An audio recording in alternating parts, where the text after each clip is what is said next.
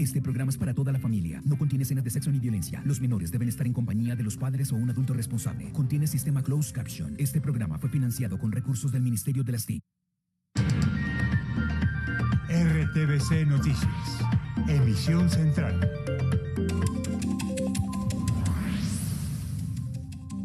Atención, sobre las 5:30 de la tarde, un helicóptero de la empresa Aviocesar cayó en el barrio Porvenir de Soledad Atlántico. La aeronave se desplomó cerca de la empresa generadora de energía Corelca. Hasta el momento se reportan 3 heridos. La policía y unidades de la Fuerza Aérea se desplazaron a la zona para recolectar evidencias. Aún se desconocen las causas de esta emergencia. Vamos con titulares de nuestra emisión. Bienvenidos.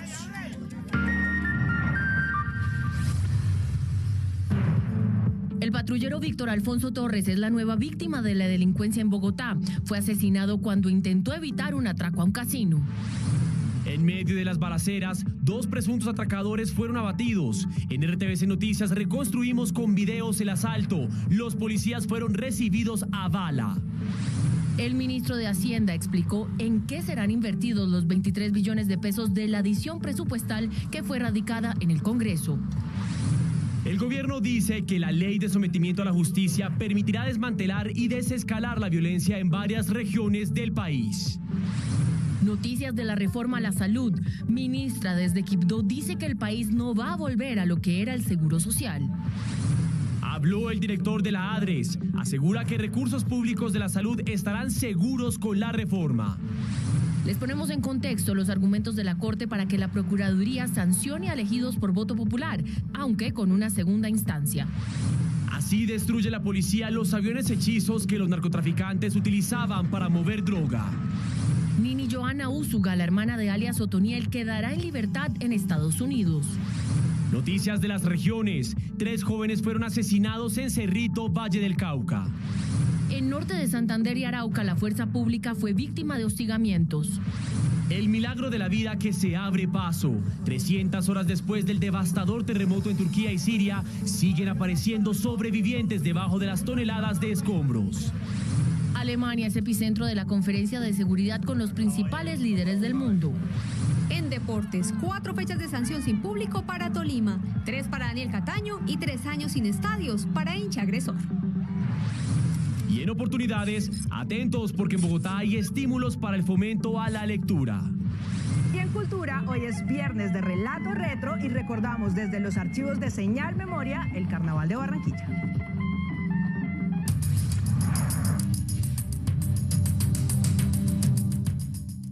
Buenas noches. Un grave hecho de inseguridad se presentó en la localidad de Engativá, al noroccidente de Bogotá. Un policía fue asesinado en medio del asalto a un casino. El hecho en total dejó 3 muertos porque en la reacción de las autoridades, 2 de los presuntos asaltantes fueron abatidos. Y a esta hora se adelanta una velatón en homenaje al patrullero fallecido. Edwin Suárez, los saludo, buenas noches. ¿Quién era el uniformado víctima en este caso?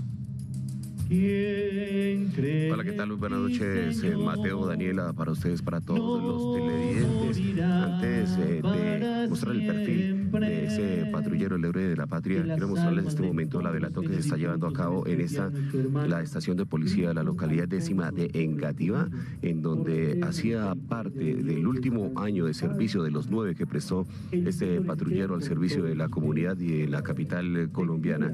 Acaba de iniciar esta ceremonia religiosa en donde pues asisten varias personas, líderes de la localidad 10ª de Engativá, sobre todo de los diferentes barrios en donde hacía presencia el patrullero Torres Pulido, Víctor Alfonso Torres Pulido. Estamos hablando de los barrios Unir, el barrio Quirigua, el barrio Serena, Florencia y La Granja, entre otros, porque nos dicen las personas que básicamente trabajaban en diferentes barrios de la localidad apoyando el servicio que siempre lo encomendaba y en donde se instauró en esta institución de hace más de 9 años. Este era el perfil del patrullero asesinado esta madrugada tratando de evitar un atraco en el barrio Luis Carlos Galán, en la localidad 10ª de Engativá. No sabemos a dónde vas. ¿Cómo vamos a conocer el camino? Jesús le responde.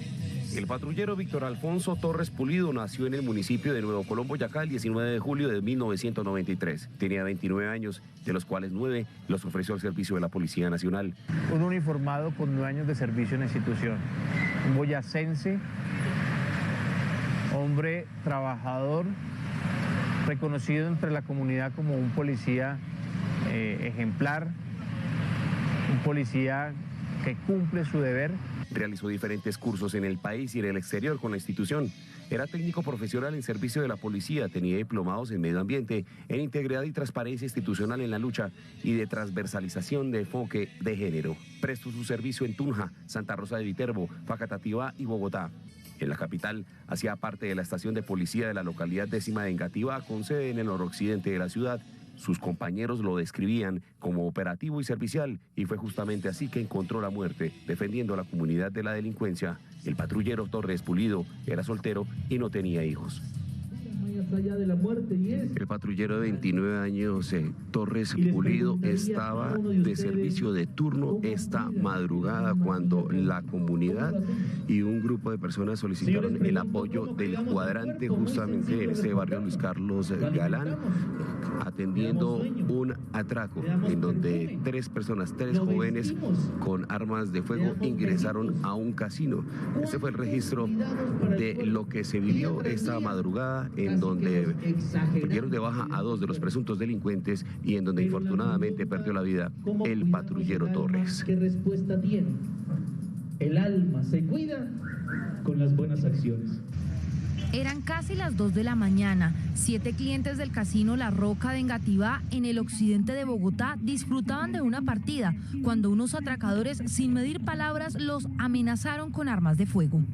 RTBC Noticias tuvo acceso a estos videos de cámaras de seguridad en donde quedó registrado el momento de los homicidios. Son 3 hombres quienes, sin causar ninguna alerta, se dirigen hacia el casino caminando. Se paran en la puerta por 1 minuto y entran. Ahora miren al del saco rojo. Era Marcos Duván García Mora, de 16 años, el que se encarga de vigilar para ejecutar el hurto. En este otro video se ve cómo ingresan al casino y amenazan con armas de fuego a los que están dentro del lugar. Luego entra nuevamente a la escena del atraco el llamado campanero y vigila que las autoridades no estén cerca y vuelve a entrar. Y eso es uno de los que queda ahí tirado. Minutos más tarde es cuando aparece la patrulla de policía. Se baja el patrullero Víctor Alfonso Torres Pulido. Enseguida el conductor, su compañero de patrullaje, y se dirigen al lugar. Los patrulleros son recibidos a disparos. Uno de los delincuentes asesina al patrullero y de inmediato su compañero acciona el arma y da de baja a los 2 delincuentes, y uno tercero huye del lugar. Por este último, la policía ofrece 20 millones de recompensa. En la puerta se observa al policía y al delincuente de saco rojo sin vida.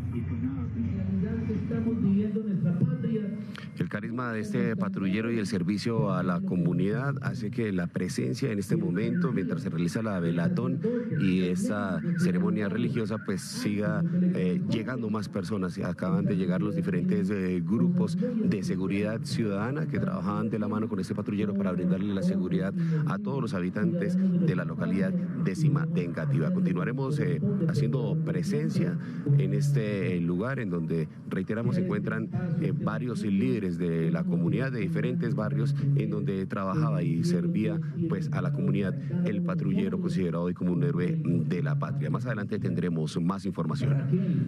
Que actúa en maldad, Dios también El ministro del Interior aseguró que la ley de sometimiento a la justicia permitirá desmantelar y desescalar la violencia en varias regiones del país. También hizo un llamado a estas organizaciones a que tomen el camino de la paz. El ministro del Interior, Alfonso Prada, le pidió a las bandas criminales someterse a la justicia y aprovechar los beneficios que contiene la ley de sometimiento recientemente presentada por el Ministerio de Justicia. Hemos diseñado el camino del diálogo sociojurídico para establecer condiciones de desmantelamiento de organizaciones criminales. El funcionario indicó que han venido recibiendo información sobre el movimiento que están haciendo organizaciones que se consideran de origen político, pero también de aquellas que administran la economía ilegal.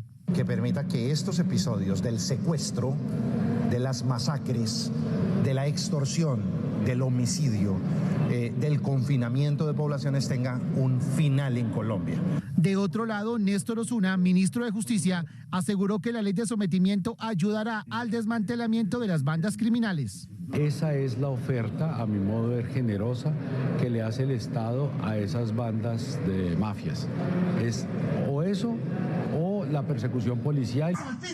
La iniciativa fue presentada en el Consejo Nacional de Política Criminal para su evaluación y posteriormente será radicada en el Congreso de la República. El presidente de la República, altos funcionarios y analistas reaccionaron a la decisión de la Corte Constitucional que emitió un fallo relacionado con las facultades de la Procuraduría para sancionar a funcionarios elegidos por voto popular. La Corte ratificó que la Procuraduría es la entidad competente para sancionar e investigar disciplinariamente a los funcionarios, incluidos los de elección popular, pero advirtió: la decisión final sobre la imposición de la sanción disciplinaria corresponde a un juez de la República. Con tal propósito, podría disponerse que se adelante un control judicial automático e integral de las decisiones de la Procuraduría General de la Nación. El presidente Gustavo Petro y el ministro del Interior reaccionaron a la decisión. Como lo hemos defendido, Procuraduría, por ser autoridad administrativa, no puede quitar derechos políticos, como lo prohíbe el artículo 23 de la Convención Americana, que es parte de la Constitución. Y es exactamente lo que hemos planteado en el primer punto de la reforma política, que ya fue aprobada en primera vuelta en el Congreso de la República. Es decir, nos ponemos en sintonía y hay un aval de la Corte Constitucional a que la Procuraduría no es un ente judicial. El pronunciamiento hace parte del estudio del Alto Tribunal a una reestructuración de la Procuraduría. La Corte Constitucional fortalece esa tarea anticorrupción de la Procuraduría. Señala claramente que también frente a ese tipo de funcionarios ese control puede ser extensivo. Su destitución, suspensión o inhabilitación no pueden provenir de una determinación de la Procuraduría. La Corte ordenó al Congreso crear la normatividad para que la Procuraduría investigue, de acuerdo con las normas nacionales e internacionales, a los funcionarios de elección popular.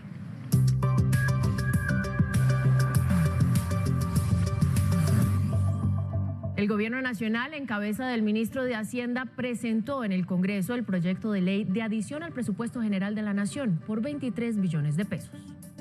En total son 23,2 billones de pesos de adición fiscal que serán destinados a la compra de tierras para la reforma agraria, el programa Mi Casa Ya, la ampliación de la infraestructura educativa y a financiar la primera etapa de la transición del sistema de salud. En el caso de la agricultura, con esta adición es casi el triple de lo que había el año pasado en materia de presupuesto.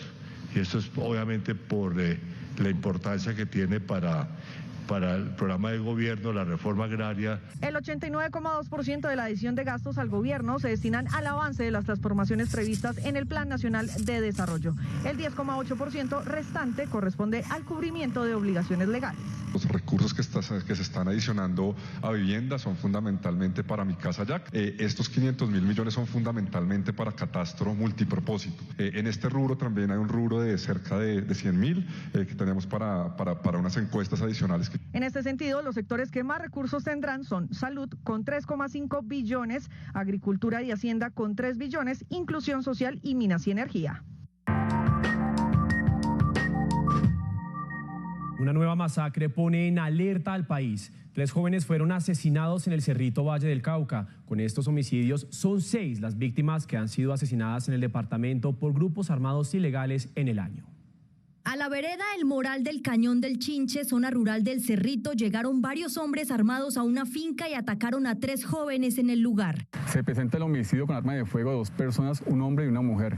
Cabe resaltar que en el mismo corregimiento, en la vereda La Palma, se tuvo conocimiento que también había un cuerpo sin vida, el cual fue trasladado por su familia hacia Santander de Quilichao, en el Cauca. 2 de las víctimas tenían 25 años de edad y la tercera de ellas 24. La vereda donde ocurrió el crimen cuenta con una alerta temprana emitida por la Defensoría del Pueblo, en el que se destaca la vulnerabilidad de los colectivos juveniles. La configuración del escenario de riesgo está dado por la presencia intermitente de grupos armados ilegales, especialmente la facción disidente de las antiguas FARC-EP, autodenominada Compañía Dan Izquierdo, que viene operando en zona rural. Según las autoridades, aún se desconocen los motivos del triple homicidio. La Policía Nacional, articulada con el Ejército Nacional y la Fiscalía de la Nación, designó un grupo especial con el fin de realizar las investigaciones pertinentes y dar con la captura de los responsables de este lamentable hecho. Con estas son 17 masacres cometidas en 2023, la segunda durante esta semana en el país. Una mujer en Bogotá denunció abuso sexual violento y hurto dentro de una suite de un exclusivo hotel al norte de la ciudad. La fiscalía ya tiene la denuncia y analiza videos para identificar a 2 de los presuntos agresores. Edwin Suá tiene más detalles. Edwin, volvemos con usted. Daniela, la saludo nuevamente cuando comienza un fuerte aguacero en este sector del noroccidente de la capital colombiana. Mire, esta denuncia de esta mujer ya está en la Fiscalía número 58. Están adelantando las investigaciones y hay unos videos en custodia para tratar de identificar los rostros de estos 2 presuntos agresores que ingresaron a ese hotel en el exclusivo sector del norte de la capital colombiana. Un fin de semana de terror vivió esta mujer cuando llegó a cumplir una cita en un hotel. Llego, me anuncio normalmente y no me pidieron documento ni nada, sino simplemente me dejaron seguir derecho. Yo lo vi normal, pues estoy en un hotel bueno. El hombre que la esperaba la llamó desde el baño y cuando entró, de la nada, aparece otro hombre y empezó la pesadilla. Yo ya estaba con 2 tipos, ya me tenían dentro del baño a mí. Ya me tenían con el cuchillo, todo, ya intimidad total. Decían que me iban a matar, que me iban a dejar ahí tirada. Además de las armas, los asaltantes utilizaron otros elementos electrónicos para saquear las cuentas de la víctima. Tenían una pistola con silenciador y tenían un datáfono. Donde hacían todas las transacciones.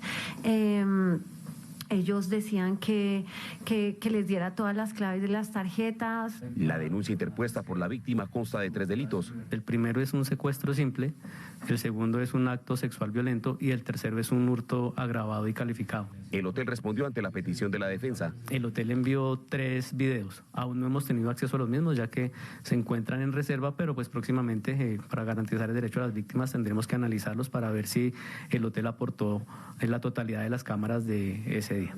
Además del acto sexual violento a esta mujer, las pérdidas económicas sobrepasaron los 12 millones de pesos. Nini Johanna Úsuga, la hermana del cabecilla del Clan del Golfo conocido con el alias de Otoniel, quedará en libertad en Estados Unidos.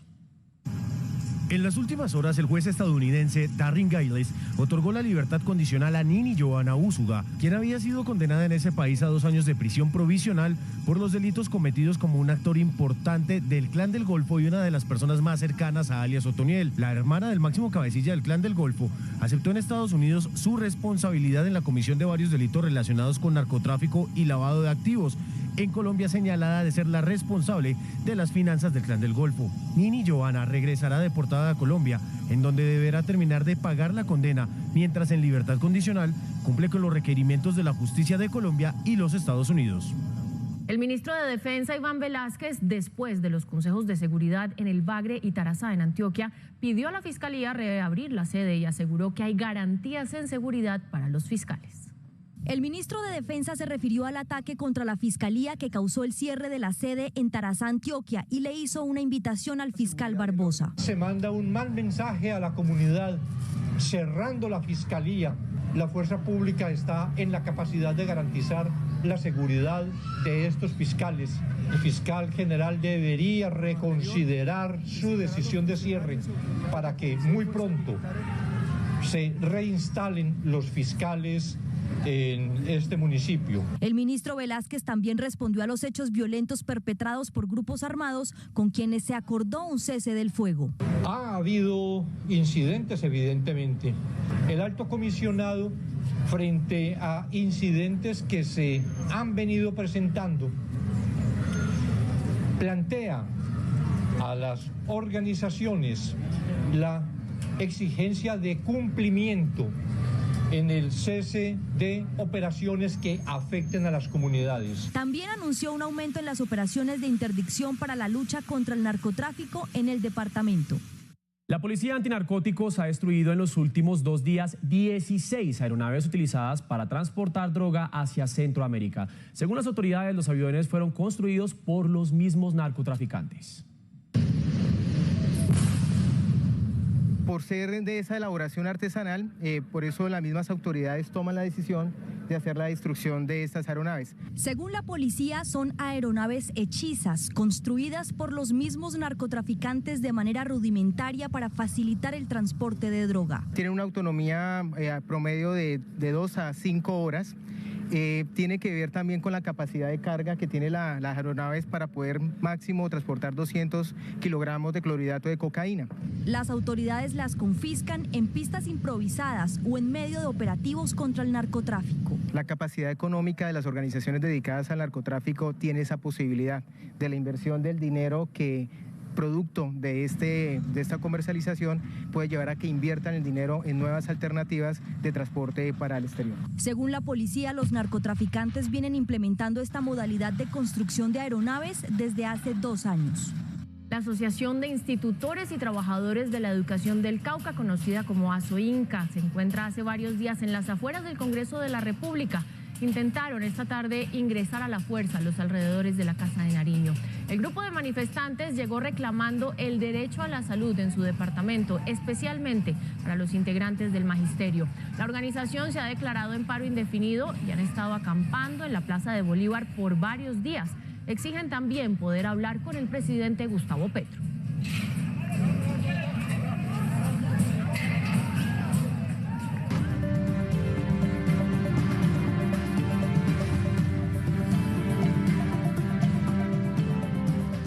La ministra de Salud aseguró que el país no va a volver a lo que era con el Seguro Social. Su declaración la entregó en medio de una audiencia pública citada por la Comisión Séptima del Senado en Quibdó, Chocó. Julie Pulgarín la saludo con más información. Buenas noches. Muy buenas noches. Con el propósito de socializar en las regiones la reforma a la salud, la ministra Carolina Corcho y senadores se reunieron en la Universidad de Quibdó con estudiantes y otros líderes ciudadanos para aclarar algunas dudas que siguen causando preocupación con respecto a este proyecto que en los próximos días se discutirá en el Congreso. La ministra Corcho dejó muy en claro al auditorio que el revolcón a la salud no implica retroceder a un seguro social. En su intervención, la ministra Carolina Corcho señaló que el proyecto de la reforma a la salud ha estado rodeado de desinformación. Se ha dicho que en la reforma a la salud vamos a volver al seguro social, falso de toda falsedad. Lo que existe hoy es el seguro social. El seguro social es la integración vertical que hoy tiene, por ejemplo, una EPS como Sura y Sanitas, que recibe plata pública y se contrata a sí mismo su propia clínica sin tarifas. El gobierno negó que los recursos vayan a ser manejados por alcaldías o gobernaciones en respuesta al siguiente artículo de la reforma. Artículo 35. Las entidades territoriales para la administración y manejo de los recursos del Sistema General de Participaciones y de todos los demás recursos destinados al sector salud deberán organizar un fondo departamental. El proyecto de ley no genera entrega de recursos a alcaldías y gobernaciones. Lo que va a haber un pago directo a las clínicas y los hospitales.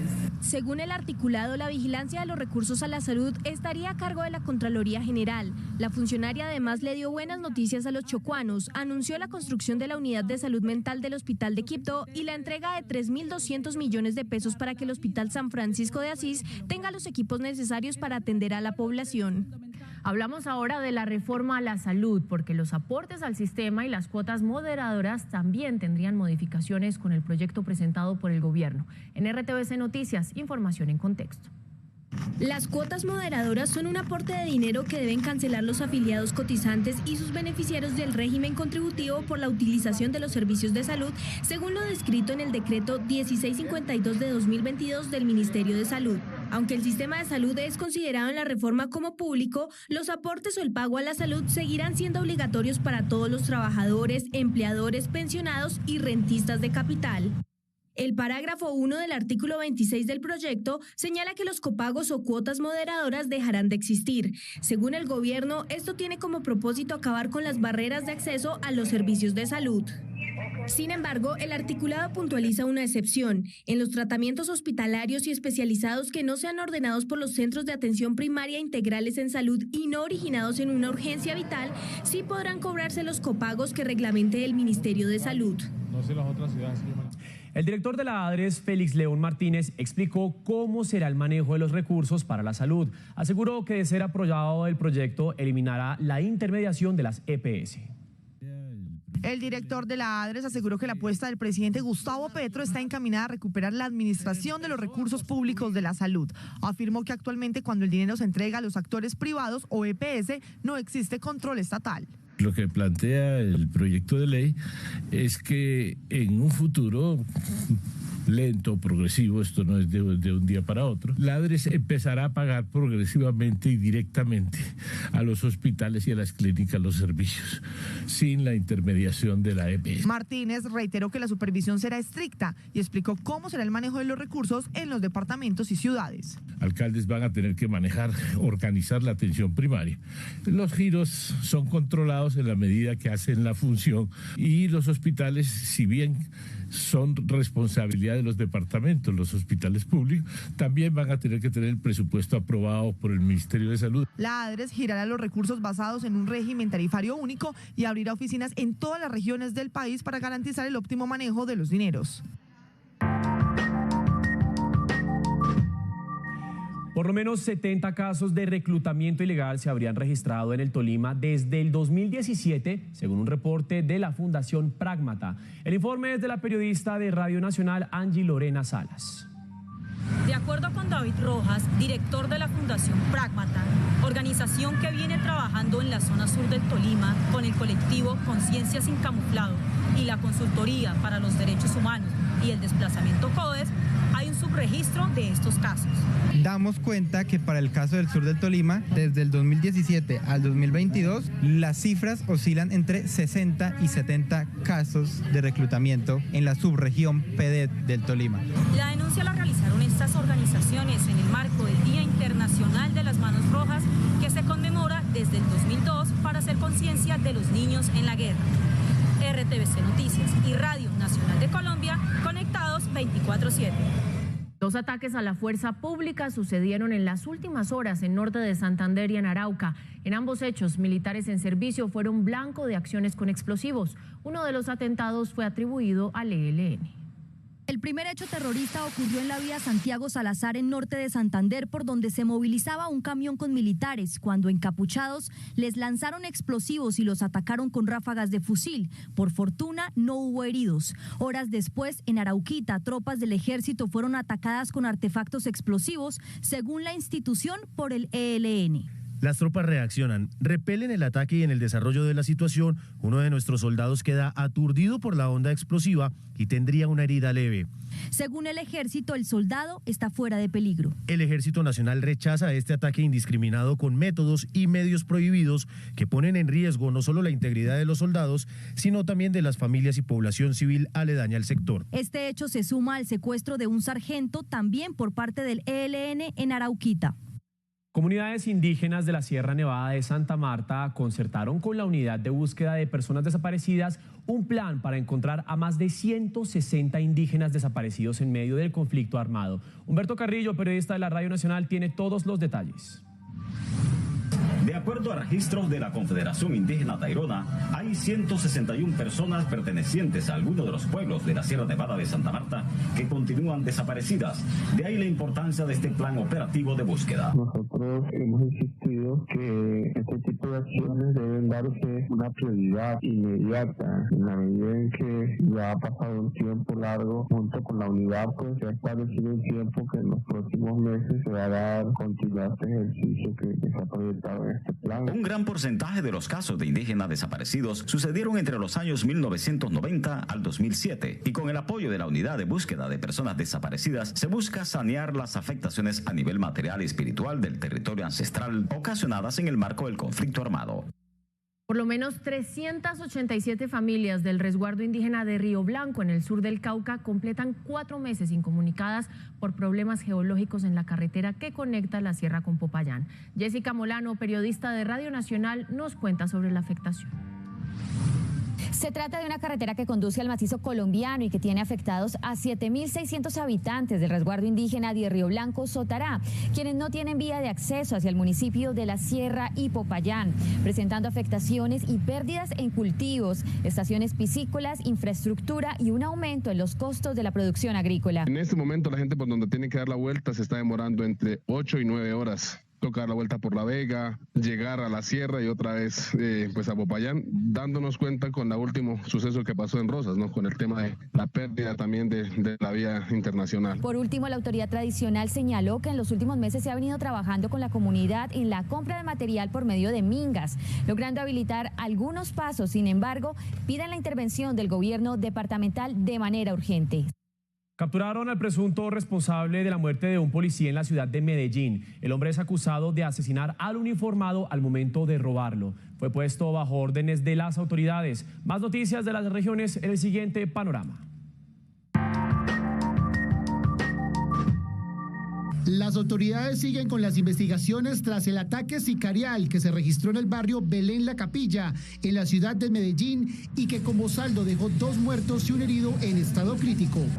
El INVIA sigue trabajando en las labores de remoción de escombros en la vía Cali-Buenaventura, que está cerrada en el sector conocido como Vuelta del Cerezo. Esperan que se dé paso definitivo en las próximas horas. Freddy Bernal, gobernador del Táchira en Venezuela, pidió que se refuerce la seguridad con Norte de Santander para luchar contra la criminalidad.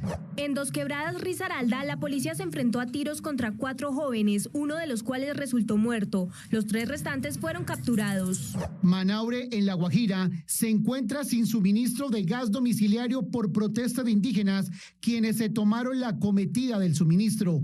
La comunidad guayú pide compensación por proyecto que los afectaría.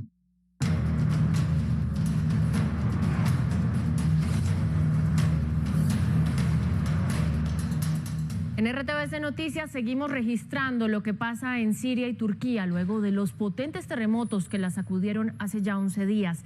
La carrera ahora no solo es rescatar sobrevivientes de los escombros, también resolver las necesidades básicas de todos ellos. Una cosa es quedar con vida, a pesar que esa no fuera siquiera una probabilidad cuando el mundo se vino abajo, y otra diferente, preservar ese aliento vital cuando lo básico para hacerlo no está disponible. Lo cotidiano, un bocado de pan, calor o un techo son lujo, excepción y no regla en el caótico hábitat que es hoy día la esquina sureste turca y la noreste siria por los terremotos que la sacudió 11 días atrás. Dormir se volvió cuestión de creatividad. Los despojos de las que fueran urbes son insumo para improvisar espacios para hacerlo. Las más de 200.000 tiendas de campaña, los más de 5.000 contenedores que hacen la vez de refugio, no hacen justicia al volumen de los despojados por los sismos que batallan por seguir en pie.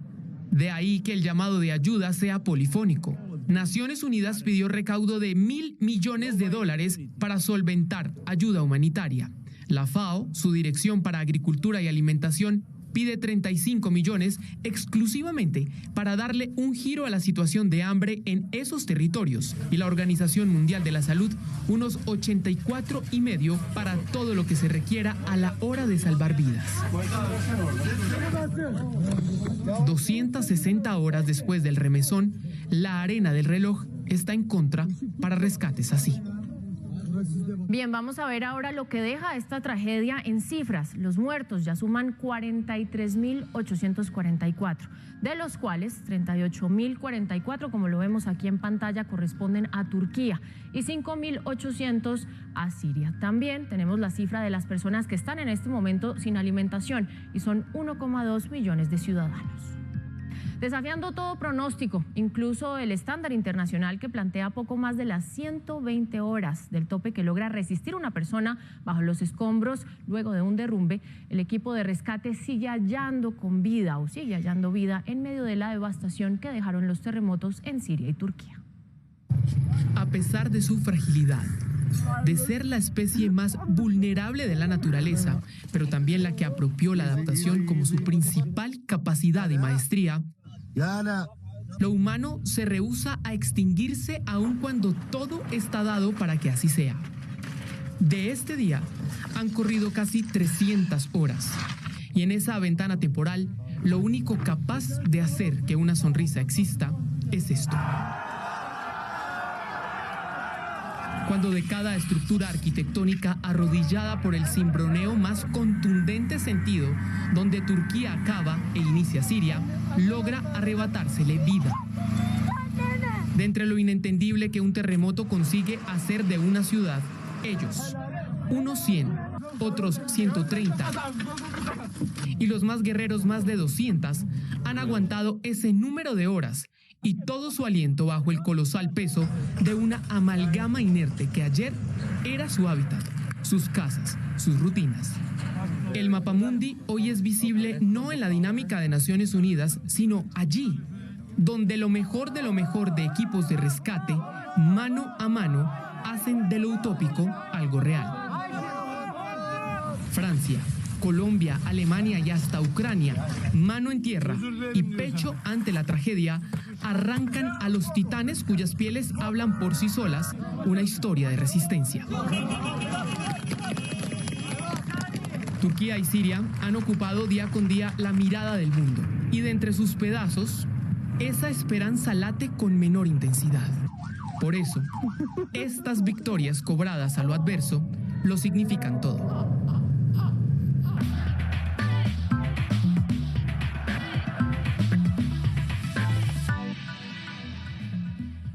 Hola, muy buenas noches, bienvenidos a los deportes. Iniciamos con noticias del mundo del balompié, contándoles que la DIMAYOR informó las sanciones por la agresión al jugador Daniel Cataño, hecho por el cual no se pudo disputar el partido pactado entre Tolima y Millonarios el pasado domingo. En RTVC Noticias les explicamos los 3 puntos importantes de la resolución 008 de 2023. En el artículo número 1, el Comité Disciplinario confirma la sanción de 4 fechas sin público para el Tolima en el Estadio Manuel Murillo Toro y una multa de 12.760.000 pesos. Medida correcta para el abogado especialista en Derecho Deportivo Andrés Charria. Todo el mundo quería ver sangre, que 2 años y que el Tolima pasara a jugar a la primera C. Pero me parece que es una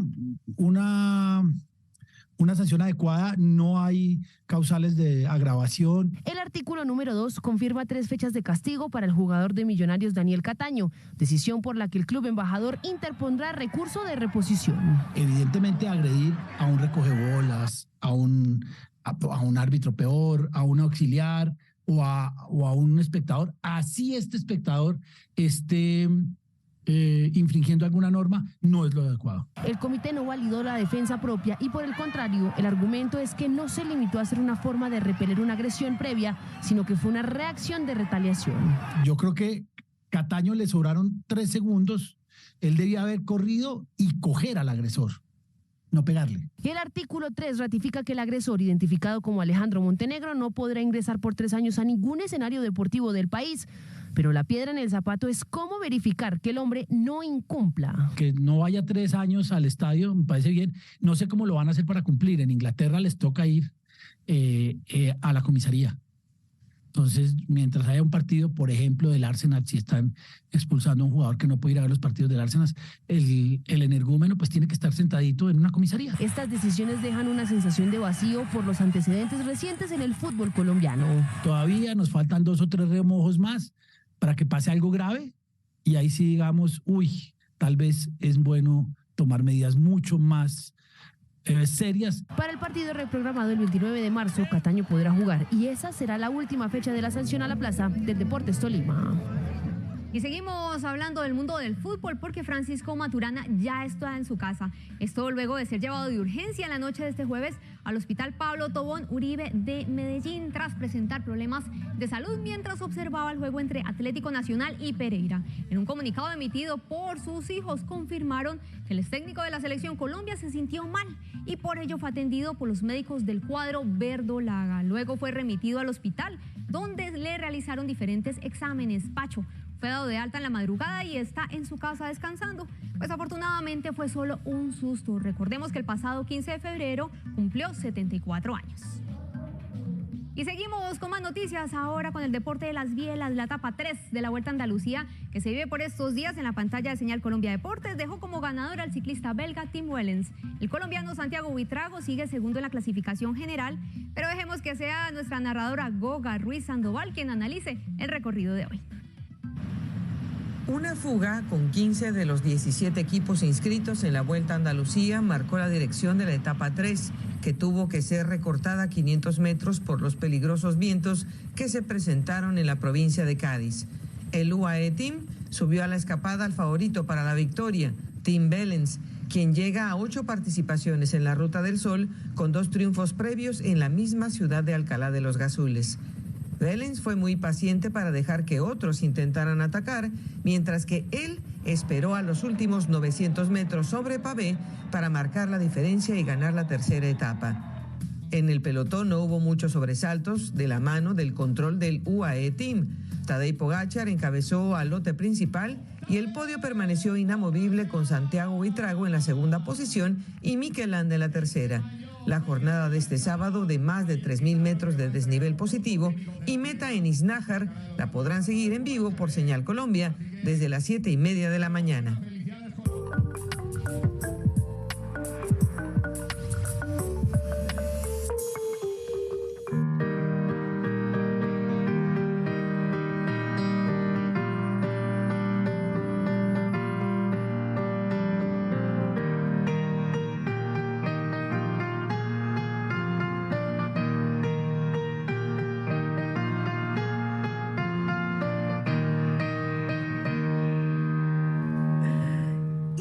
Los saludo con la guacherna, primero porque es viernes, segundo porque hay que estar de fiesta y tercero porque mañana comienza el Carnaval de Barranquilla y por supuesto comienza la guacherna. Esta canción la escribió Esther Forero y se hizo muy popular en la voz de Mili Quesada y Los Vecinos, que es una orquesta buenísima que les recomiendo. Pues resulta que para que nos preparemos para el carnaval que comienza mañana, yo estuve reuniéndome con Señal Memoria y con su archivo y aprovechamos que hoy es viernes de Relato Retro para explicarnos cosas que no entendemos del carnaval. Por ejemplo, yo no entiendo muy bien qué es la guacharna, así que tenemos a la misma Esther Forero, sacada de los archivos de Señal Memoria, contándonos qué es.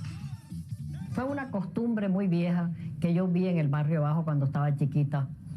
Parece que fue llegada de allá, del departamento del Magdalena, original de allá. Eran grupitos pequeños. Esos grupitos se iban a la calle de noche, en las noches carnestoléndicas, y tocaban las puertas y hacían desorden, y llevaban un tamborito y mucho ron y una banderita y una cosa muy espontánea. Segunda cosa que hay que saber sobre el Carnaval de Barranquilla, y es que son las cumbiambas, que son grupos de baile de cumbia. Y son grupos muy especiales que además tienen toda una tradición, algunos tienen más de 80 años, tienen nombres, tienen, mejor dicho, es toda una cosa muy especial a la que pertenecen personas que vienen de distintas generaciones. Así que del mismo archivo de Señal Memoria sacamos un fragmento con la cumbiamba La Arenosa, que nos cuenta qué cargan ellos en la mochila del traje con el que bailan. Tengo de todo, es el baúl de cada cumbiambero. Tenemos aquí el paquete de vela, bloqueador solar, tenemos un griffin para embetunar los zapatos para la presentación, tenemos nuestro escudo, tenemos el alimento deportivo, un costurero con todas las mejores agujas, tabaco, que es tradicional en la cumbiamba arenosa y es uno de los patrones de cumbiamba la arenosa. Hay que estar protegido y es un mensaje para todos. Y lo que falta, hermano, nuestro traguito ya se nos acabó, ustedes también participaron, pero... Buenísima la cumbiamba La Arenosa. Y la última cosa que queremos contarles, porque es una de mis grandes dudas, es qué es la batalla de Flores. Así que tenemos aquí a uno de los jefes de las marimondas del barrio Bajo, sacado también del Señal Memoria, para que nos cuente. Entonces venían las reinas en su carroza y llenas de claveles, guirnaldas, toda clase de flores, y le tiraban flores al público. De ahí se origina la batalla de Flores, que en vez de plomo, en vez de tiro, en vez de candela y bomba, tiramos flores. Bueno, pues no sé ustedes, pero por lo menos yo ya me siento 3 pasos más cerca de estar más preparada para disfrutar el Carnaval de Barranquilla, al que espero estar presente el próximo año. Por ahora seguimos muy conectados con todo lo que pasa.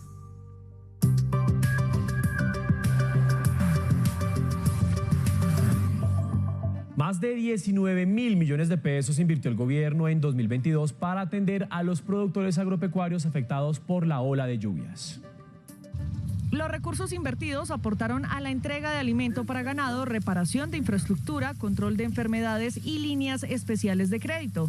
Para el repoblamiento de peces en cuencas de ríos de pesca giraron 3.800 millones de pesos, destacando a los departamentos de Nariño y Cauca. El grueso de estos recursos fueron apoyos financieros. Era muy importante que los agricultores pudieran ahora, en esta época de siembra, no tener limitaciones económicas para hacerlo. Sobre las líneas especiales de crédito, hubo una asignación de 11.000 millones de pesos para apoyar a más de 6.000 operaciones de financiamiento. En Córdoba, Sucre, Bolívar, Cauca y Nariño se entregaron 3.123 toneladas de alimento para bovino con una inversión de 2.300 millones de pesos. Y la readecuación de distritos de riego en el Valle de Sibundoy, Alto Chicamocha y Montería destinaron 1.000 millones de pesos. La Superintendencia de Servicios Públicos Domiciliarios respaldó al presidente Gustavo Petro, quien asumió temporalmente funciones en las comisiones de regulación de los servicios de energía. Señala que la medida beneficiará a los ciudadanos. A su vez, la Comisión de Regulación de Energía y Gas advirtió que cualquier modificación en las tarifas debe ser consultada en bases teóricas y técnicas. De lo contrario, podría afectar la estabilidad del mercado.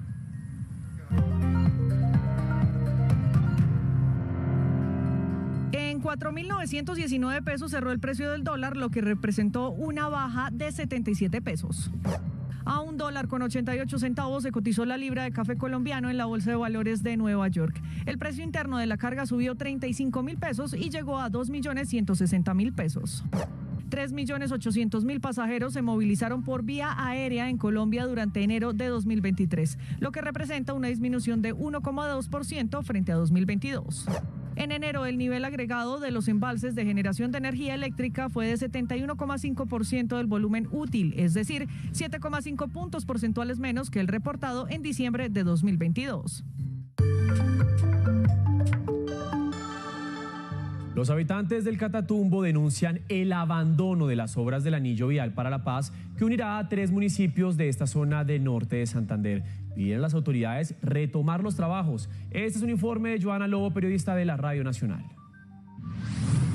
Para la construcción de esta obra que mejorará la movilidad entre San Calixto, Acarí y El Tarra, se destinaron 18.000 millones de pesos. Los trabajos iniciaron en el 2020, todo transcurría normalmente, pero en diciembre del 2021 la obra se paralizó, según explica el líder campesino Olger Pérez. Prácticamente se han convertido en elefantes blancos. La maleza y el tiempo los viene acabando. Habitantes de la región como Oriel Sogalvis piden a los organismos de control que visiten la zona y se establezcan responsabilidades frente al abandono de la obra. Los ingenieros recogieron la maquinaria y se han ido, y que ninguno ha dado respuesta a esta problemática del abandono de los puentes del anillo vial para la paz. Una obra que sí avanza es la troncal del Catatumbo.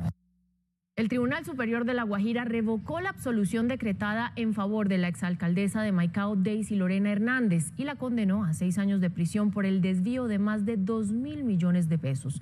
Más hechos del día en un minuto.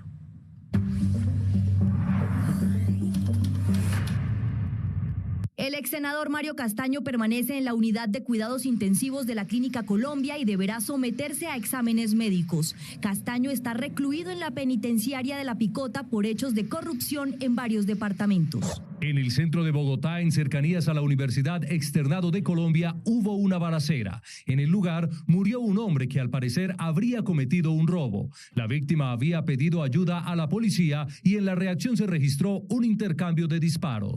Un choque de 3 vehículos en la calle 13 con avenida Ciudad de Cali en el occidente de Bogotá provocó la muerte de uno de los conductores. Según las autoridades, el accidente ocurrió por exceso de velocidad. La movilidad estuvo colapsada y afectó a los ciudadanos que se desplazan de Funza, Mosquera y Madrid hacia Bogotá. Imputan cargos a Cristóbal Morales Mazo, alcalde de Padilla, Cauca, y a 5 funcionarios más por supuestas irregularidades en contratos por un valor de 975 millones de pesos entre 2021 y 2022. Hay luto en el gremio de la construcción. A sus 94 años murió Pedro Gómez, considerado como uno de los empresarios más exitosos de la construcción en el país. Construyó más de 23 centros comerciales en Colombia, entre ellos Unicentro en Bogotá. A Gómez también se le atribuye el concepto de parques temáticos educativos que tuvo en Diversity, uno de sus éxitos. Además fue juez civil, personero de Bogotá y embajador de Colombia en Venezuela durante el gobierno de Virgilio Barco.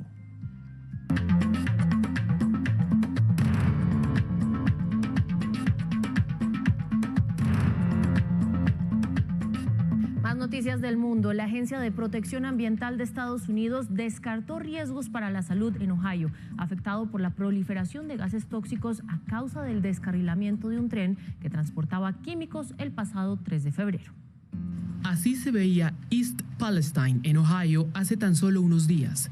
El descarrilamiento de un tren no solo incluyó este incendio, sino que además propició la liberación de gases tóxicos, cloruro de vinilo para ser exactos, ese que fue arma química en la Segunda Guerra Mundial. Desde ese momento, el olor semejante a pintura fresca perpetúa la preocupación en los lugareños. La Agencia de Protección Ambiental se pronunció. El monitoreo de aire no ha detectado niveles de salud preocupantes para la comunidad que sean atribuibles al descarrilamiento del tren. En total, unas 480 casas han sido escenario de revisiones voluntarias y en ellas las autoridades aseguran no identificar rasgos ni detecciones de cloruro de vinilo o de hidrógeno. Sumado a ello, el agua, susceptible de contaminación por los efluvios del accidente, no presenta tal situación según los resultados, al menos preliminares, del mismo ejercicio de revisión. Casi 2 millones de personas son el rango de evacuación estimado por el riesgo de escapes de gas por la presencia de acrilato de butilo y otros productos químicos.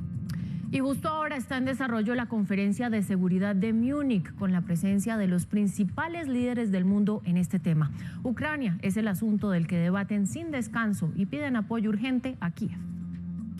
Múnich, en Alemania, durante 3 días será la anfitriona de la conferencia de seguridad que concentra a sus principales líderes en el mundo.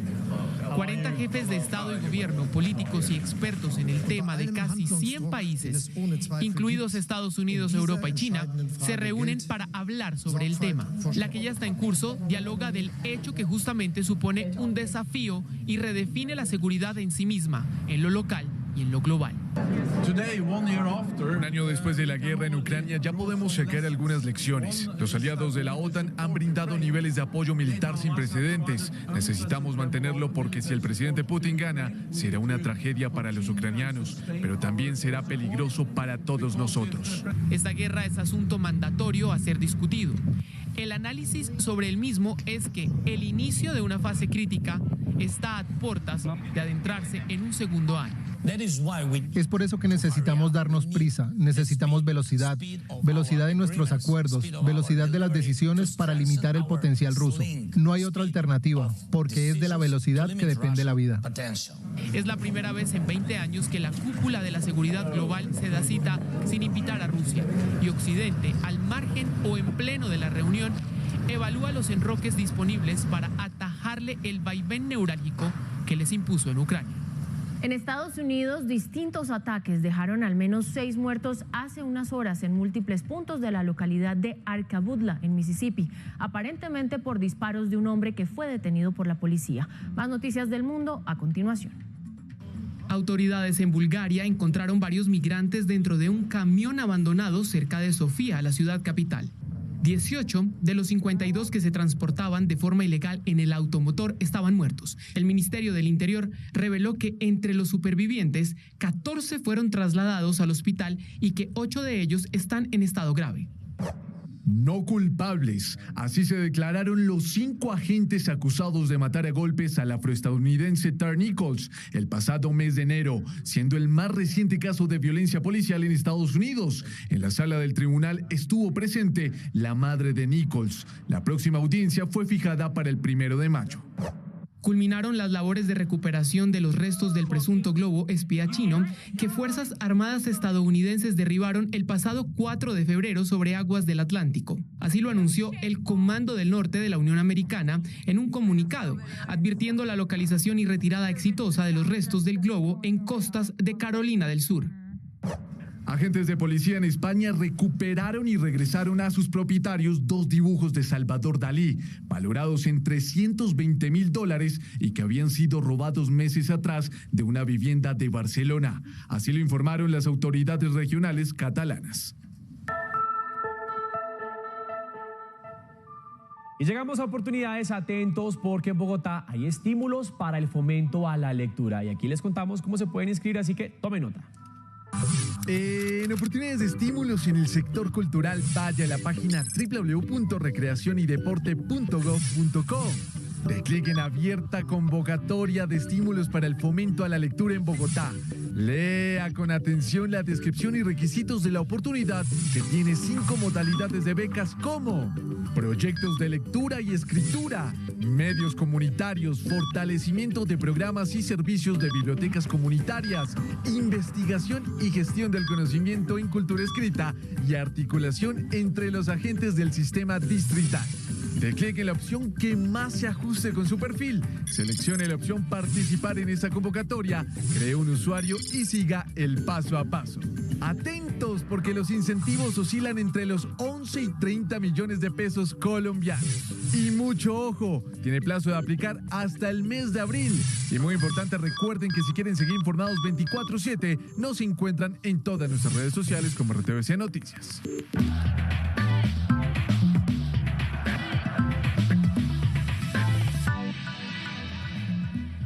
Y seguimos con más información del mundo del deporte porque sigue rodando el balón. Hoy comienza la fecha 5 de la Liga Colombiana con partidos a disputarse hasta el próximo lunes. Y como todos los viernes, aquí les tenemos la previa de una nueva jornada en RTVC Noticias.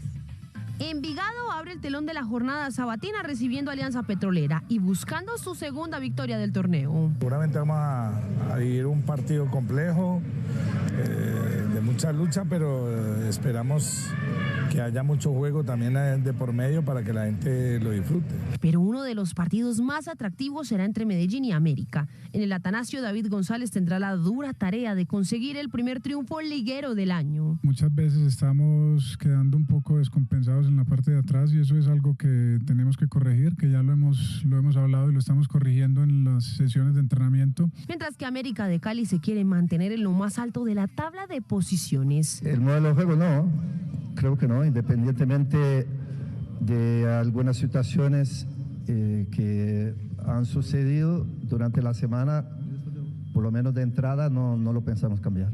El domingo hay clásico en el eje cafetero con 2 equipos necesitados. El Pereira de Alejandro Restrepo necesita subir el ánimo y la motivación tras la derrota en la Superliga.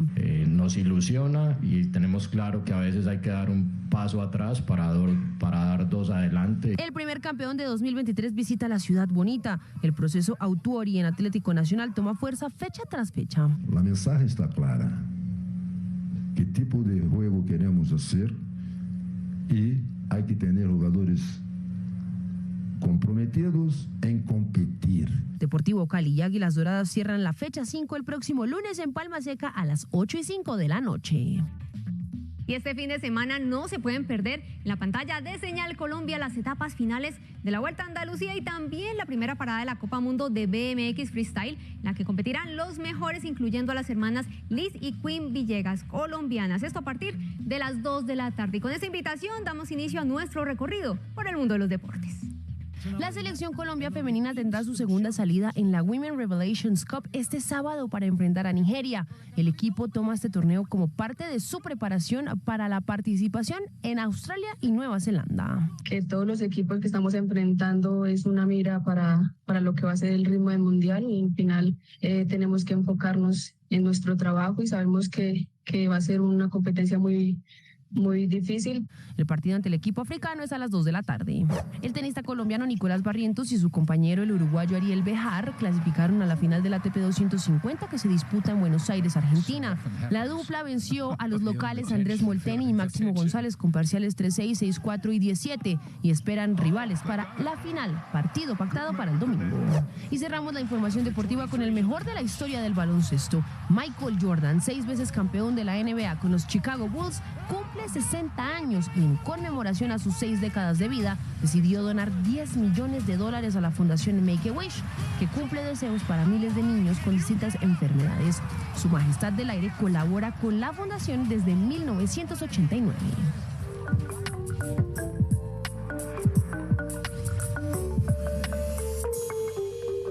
Bueno, bienvenidos de vuelta. Yo les cuento que yo siempre he sido fan del vallenato como tradición folclórica, como parte de nuestra identidad musical, pero nunca me he sentido muy representada en las letras del vallenato contemporáneo, ¿no? Pues a veces son un poquito violentas con las mujeres, son medio misógenas, machistas, pero hoy estoy muy sorprendida porque resulta que Jorge Celedón lanzó un nuevo sencillo, una nueva canción que se llama Que te vaya bien, y en esa canción habla del amor libre, del amor siendo amor, entre parejas del mismo sexo, entre parejas de distintos sexos.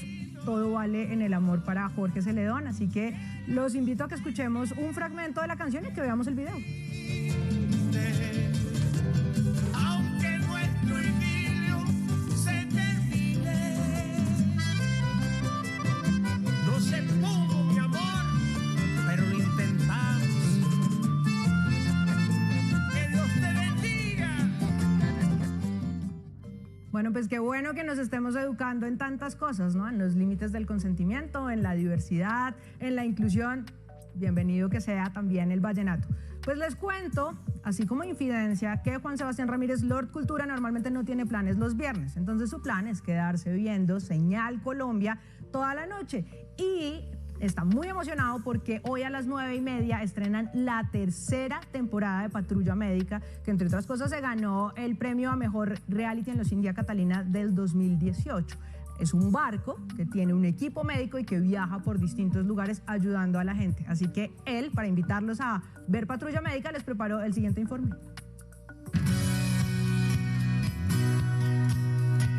Este es el San Rafael, considerado como el primer barco hospital de Colombia. Comenzó labores en junio de 2009 en Buenaventura y desde entonces ha viajado por zonas apartadas del litoral pacífico colombiano. Su premisa es prestar servicios de salud en aquellas poblaciones donde la infraestructura es precaria, donde sus habitantes no tienen posibilidad de acceder a un servicio médico básico. Estas misiones marcan la diferencia entre la vida y la muerte. Una patrulla médica que en su tercera temporada muestra al televidente la tensión que se respira en el barco, las emergencias que no se hacen esperar, además de los retos que enfrentan los médicos voluntarios para realizar su trabajo en condiciones adversas.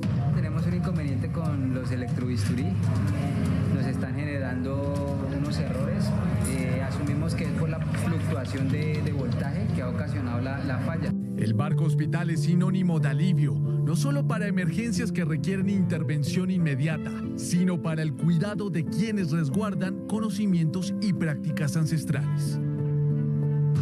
La paciente tiene riesgo de complicaciones que pueden llevarla a la muerte.